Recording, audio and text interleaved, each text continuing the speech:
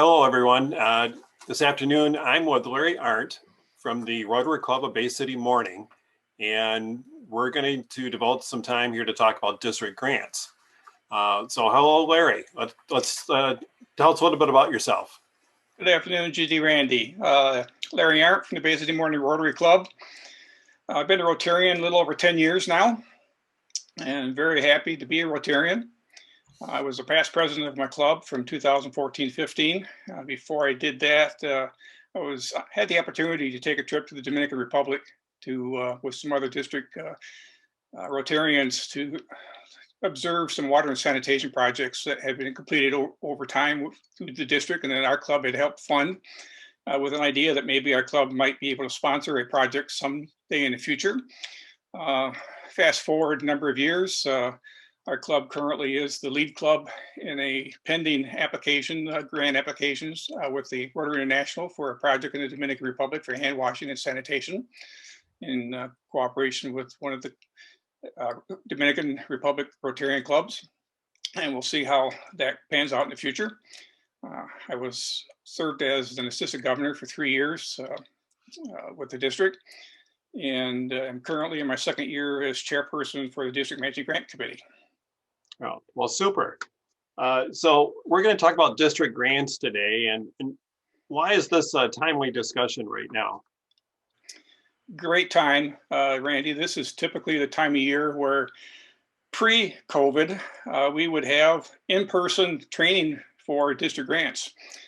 We've done it previously in person and then also at district conference. Last year, we had to move to remote learning through a remote module for training.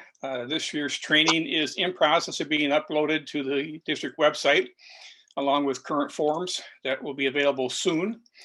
And I say that it's important because the application deadline is quickly approaching, will be June 30th of this year for grant applications for projects that will be completed in the fiscal year 2021-22.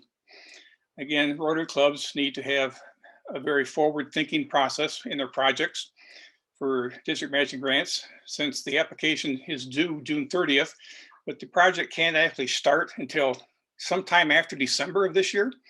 And I say that because once we receive the applications, we select the qualified applications, and through the foundation committee, or the grants committee rather, which is comprised of the foundation chair, Cheryl Peterson, and district governor, Randy, and myself.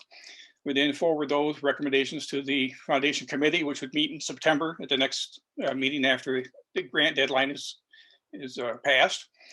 Once we get their final approval, we submit the package to Rotary International for their final approval and ultimately disbursement of funds to the district. Saying that, projects that are being proposed for this fiscal year cannot be started until final approval is received from Rotary International. Again, projects cannot be started in any way, shape, or form, or any funds expensed prior to final approval from Rotary International. The expectation is that the package would be submitted to Rotary International late September, early October, getting their final approval in October, early November. And at that point, I would send the final approval emails to the project chair people and tell them they can start the projects. Thanks, Larry. And I know you mentioned about the amount of money that's available. And if I could add that the dollars available for the district grants next year actually started 3 years prior, giving to the annual fund share account in Rotary for our district. And roughly about half of that amount comes to us 3 years later. So it's another reason to give to the foundation for the annual share. And thanks, Larry. And when we look at the district grants at the club level, who should be the ones involved, and what are their next steps? Well, at the club level, Randy, the entire club needs to be involved, actually. So the club should be going to their board to get approval for the project and a request for a matching grant. The application form requires a grant committee of 3 members. all three need to be club members, Rotarians. They need to be three separate members, one being the primary chairperson. That's the person I communicate with primarily. From the club aspect, when the grants committee looks at the grants coming in, our foundation chair goes back and reviews club activities. And we look at how has this club performed over the past 2 or 3 years in performance, completing their grants, completing their projects, reporting, getting reports to us on time, and have they been actively active in funding the annual or the World Fund share account, and has their club president or are they putting in the information for a goal for this next fiscal year? So there's a lot that goes into this, a lot that's looked at from our standpoint, but the club needs to be able to keep their information together and know that they have the ability to receive the funds, put the funds in the right account. And the club's also going to require to sign a memorandum of understanding that's going to be submitted to us that has specific requirements on financial information, how their club operates financially, how they're going to handle checks, who signs checks, et cetera. So. And Larry, we talk about district grants, and what are some good examples that clubs have done on district grants? You know, historically, clubs have done a lot of dictionary thesaurus projects year to year. Literacy projects have been active. The last couple of years that I've overseen this, we've had about 8 or 10 projects pertaining to literacy. Last fiscal year, we had a couple of unique projects. We had a Nepal goat project. You know, what's a Nepal goat project? They actually funding the purchase of goats that are given to families. The families then raise those goats, use the goat milk for food or to be sold. They breed the goats, they raise more goats, and they have a life for themselves through that activity. Another grant from last year was not related to some of the other areas of focus, was My Team Triumph. Actually, my club did this. We funded the purchase of a chariot. It's a 3-wheel trike. It's non-powered. And My Team Triumph is a spinoff of a runners club where they participate in running activities. Now, the whole purpose of this is to assist needy individuals who are handicapped in some way, shape, or form that can no longer run or bike. This chariot has a hitch that can be connected to a bike, so they can be in road races through bikes. And it has a handlebar on it that can be pushed by a runner and assist the person. The person that registers for the events are called angels, and typically there are 3 guardians that are the people that help run with that trike. So in our grant, we were going to have 3 of our club members run the first road race, St. Patrick's Day, and be the guardians. Well, guess what? COVID hit last year. Has been no races since then.